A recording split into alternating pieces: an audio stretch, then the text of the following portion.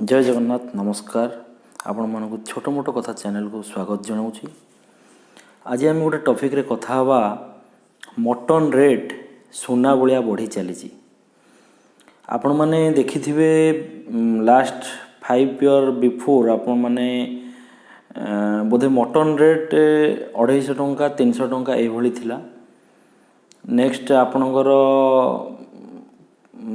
350 हो गला 400 हो गला 500 हो गला 550 हो गला 600 हो गला आपणकर 650 है एबे 700 रु 750 आपणकर मार्केट रे मटन बिक्री होची।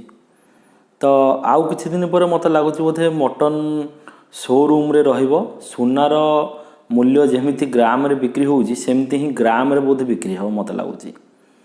तो आपण माने मतामत देबे जे मटन एते कौन एक्चुअली बढ़िया कथा एते रेट एते तार किसी लिमिट नहीं पूरा भयंकर भाव बढ़ी चलुची।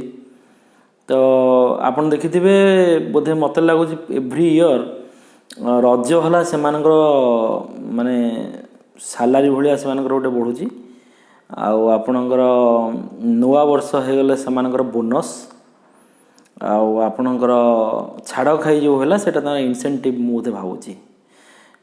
तो मजाड़िया कथा गोटे यहाँ आपन को मत मो मन को आला मुझे एमती। तो छोट कथाटे माने आपण मानकर मतामत कौन मटन रेट कौन एमती एक्चुअली बढ़िया कथा एते माने मूल्य वृद्धि एमती हवा ठीक नुहे मत लगुच। 5 वर्ष भितर कौटी 250 थिला एबे आसी 750 हो गला मटन रेट। तो साधारण जी जनता अच्छी मिडिल क्लास लोक सी जदि मासक 2 थर करूला सी ए गोटे थर करने पाखे संभव होनी।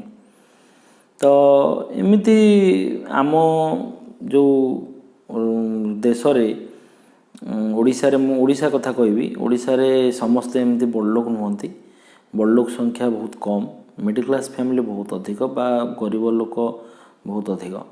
तो मटन से माने खाइबा ताम पक्षे कौन संभव आजिकली जो रेट है माने मटन रे कौन लगाम नहीं माने अमुहा बढ़ी चली प्रति वर्ष वर्ष। तो जदि आपणकर मतामत कौन आपण कमेंट माध्यम रे जणाइबे लाइक शेयर सब्सक्राइब करेंगे। थैंक यू नमस्कार।